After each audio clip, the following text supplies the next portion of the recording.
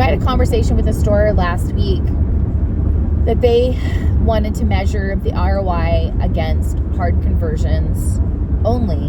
And not only that, they wanted to measure the ROI on what they spent versus just the lead forms. How many lead forms were submitted? Well, that's not really an accurate measurement of hard conversions. And I know I've talked about the differences between hard conversions and soft conversions before, but I think that so many people are so focused on, well, I want to make sure the phone, I get that lead form. I want to make sure I get that lead form. We're not getting enough leads. We're not getting enough leads. Well, if you're just measuring on lead form submission and that's your only measure of success, you're not really measuring the full picture of the generations that are shopping within your brand. So lead forms apply to baby boomers and older Generation X. That's pretty much what they apply for. But if you're talking, mid to young Gen X and then millennials, your chat and text need to be on point. Like you need to have someone in store, or you need to have an offsite BDC company managing that for you from the website, because that's where you're going to pick up that business. And then as the generations keep growing up and getting into where they have buying power, the digital retailing tool, and I know a lot of people don't like that to hear that, but your digital retailing tool is going to become very important, because those generations are going to not want to spend any amount of time sitting in your dealership. So they're going to want to do as much of the transaction from home as possible. So that's where you really need to lean into your digital retailing tool. And I know I've heard this before. A lot of people are like, well, nobody's really submitting leads on a digital retailing tool. We have to have it because the OEM says, but we're not really utilizing it. Okay, so what are you doing to promote it on your own? Outside of the OEM, what are you doing on your own to promote it? Is it just on the website? Is it a slide? Are you using any of your paid advertising strategies to kind of promote the fact that you can complete a lot of the transaction at home?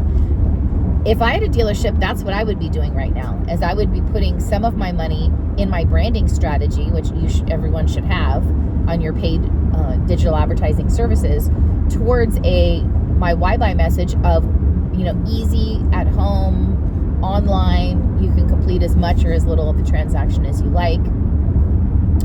And that's really going to speak to the generations up and coming that don't want to spend any time in the dealership, that don't want to sit for even, an hour in the dealership, let alone 2 to 4 hours, the average time it takes to complete a vehicle sale.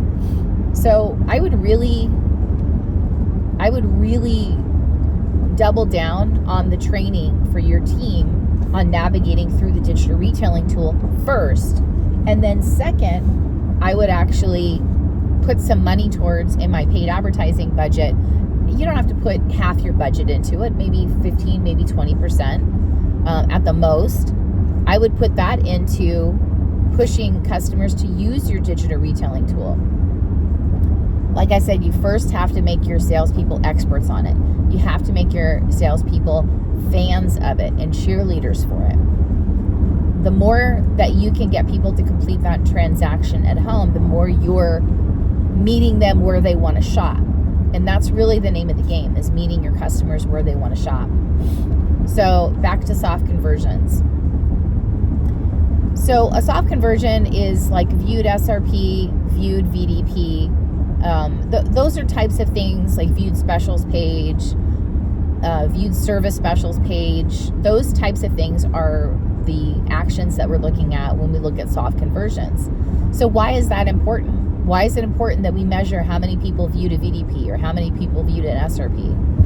Because you can actually track as people go through the purchase process. And there's a speed trap ahead. Thank you.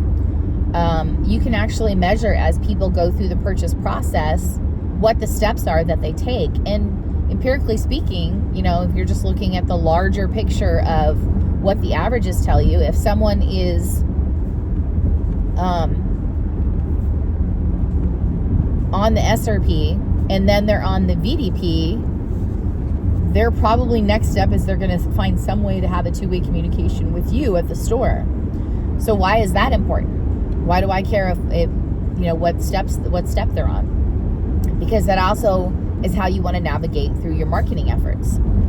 So if you're using a pixel on your website, you can now send audiences into both social and search, or lookalikes into search. But anyway, you can actually set up your audiences for people who are on the, it's a little wizard behind the curtain-y, I guess that's the only way to put it. So I don't want to give away too much of the secret sauce, but you can, again, if someone left your website on the SRP, looking at an SRP of all of your trucks in stock, then you can actually layer into their social media posts about trucks, content and digital advertising, incentives and things like that about trucks. So I would really strongly encourage everyone.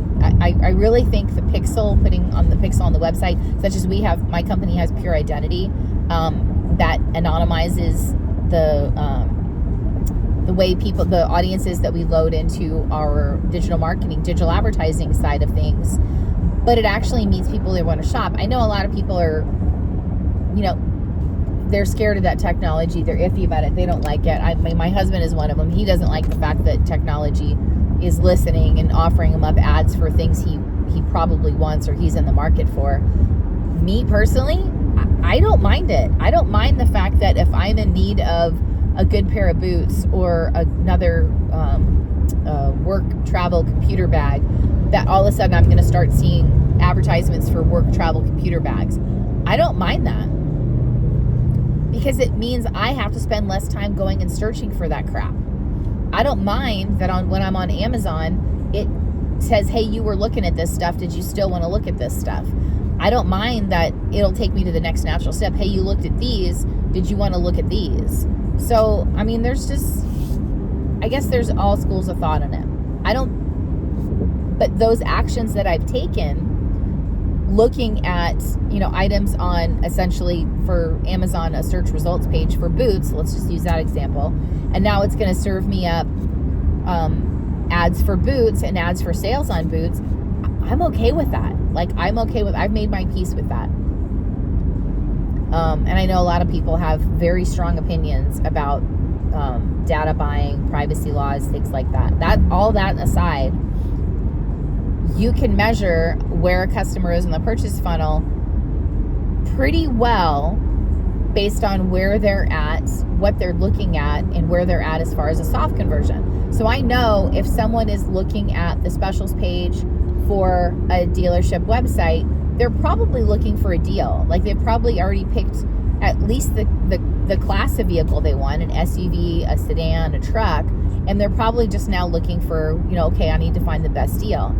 If they're looking at the search results page, the SRP, for a compact SUV, okay, then I know they're probably a little bit closer to buying the vehicle. They know the brand they want to buy. They might not exactly know the model they want to buy, because everybody has a couple different SUVs. So maybe that's what they're exploring next, is the sizes and the prices of the small SUVs. I know if someone who is on the VDP, I know they're even closer to a purchase decision. They're very close. They're within probably at least a week, if not a week and a half maybe, away from making a purchase.